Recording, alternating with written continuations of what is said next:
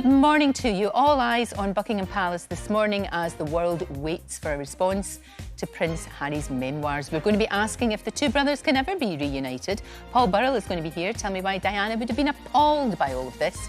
Also coming up, well, now, have you heard of an individual called Andrew Tate? With his toxic videos frightening parents, we have advice on protecting your children generally online from the likes of him. As well as that, we're off to the Caribbean for some sunshine. Ralph Little is right here as Death in Paradise returns tonight. And... Right. I definitely wasn't at uni. So go one more. Got at least one more. Well, no, because that's 2003. We're at, yeah, we were I was at school in 2003. Exact answers bank you cash. I think 3 seconds to go again. Well, Ant and Dec are right here with the twist that's putting them to the test this weekend.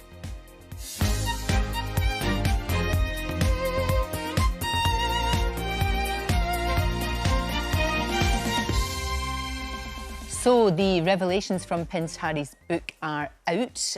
These are the front pages the royal family are waking up to this morning. They don't make for very pleasant reading.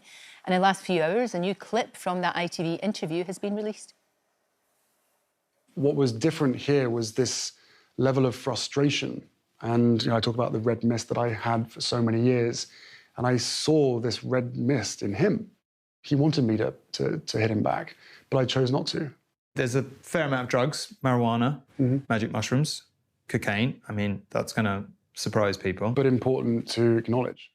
I want reconciliation, but first there needs to be some accountability. The truth, supposedly, at the moment has been there's only one side to this story, right?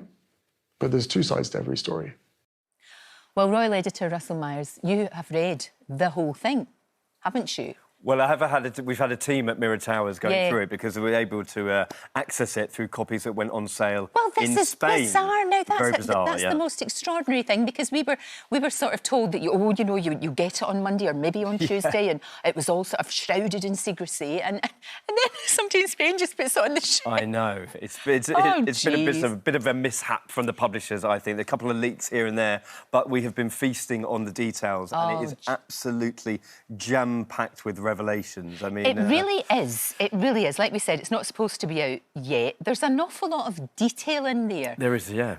Maybe too much detail. A lot of detail about the relationships between him and his brother, but also between Meghan and Kate. Yeah, well, I imagine the irony has been lost on Harry because nobody is spared. Of course, Spare is the title of his book, and we have revelations of drug taking. We have revelations of sort of violence allegations that his brother manhandled him.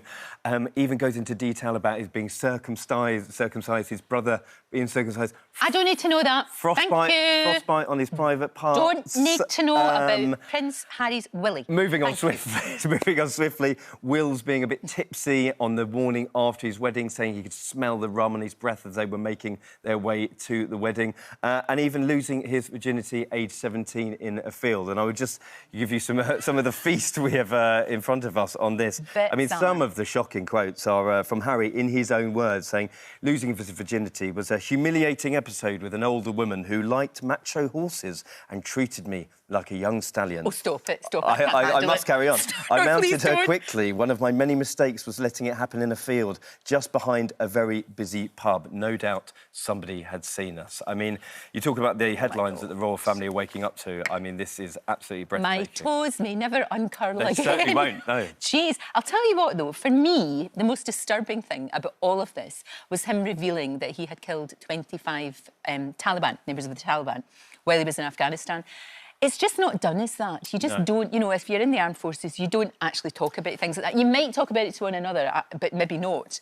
But also, this is really dangerous. It is indeed, and this is certainly something that has shocked a lot of people reading the book and finding out these details. Of course, we know he served 2 tours of Afghanistan, but that admission that he killed 25 Taliban insurgents during one of his tours, he treated them like chess pieces in a game.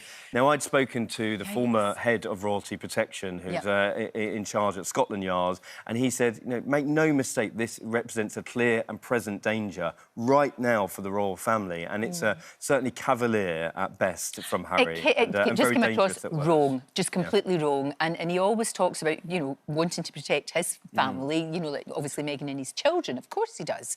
But by doing that, you know, surely he's putting them in danger. It just does, especially when they live in America. Yeah, well, I think there are several red lines that have been crossed, and that will certainly be the issues being spoken about. You talked about red line. A red line for Charles, for King Charles, was any criticism at all of Camilla. Does he talk about Camilla? Does he criticise Camilla? Well, he does. He certainly goes into stark detail about his relationship with his father when Camilla was on the scene, talks about how he and William had begged their father not to marry Camilla. He says that he was sort of thinking that she would become his wicked stepmother. And it's language like this that certainly will not only send those shockwaves through the palace, but there will be a lot of upset, hurt, despair, I would imagine, at reading passages like this, because it's brutal in its honesty. It is actually brutal, you're right. That's the word. Nothing from the palace yet. Do you think the tactic is going to be hunker down, don't respond, and if they are going to respond, take your time to respond? Yes, what do you think? I think they've shown that already. You know, the last few weeks we've had the Netflix series, 6 hours of that. They decided not to say anything. Again, people I'd spoken to yesterday were saying it's the wearisome nature of this. It cannot be underestimated. Weary is a good word. And I think that what the issue that they have now is, do they now get engaged in the tit-for-tat battle? It seems a lot of time has passed even since the Netflix series. The hope is that this will blow over. There is so much detail in this book, and I think sometimes when we just heard Harry talking about one side of the story. All we've heard is their side and his side, and that's mainly his side. That's all we seem to hear. But I think, I mean, if I was advising the royal family, I would just don't say anything. Just let it go.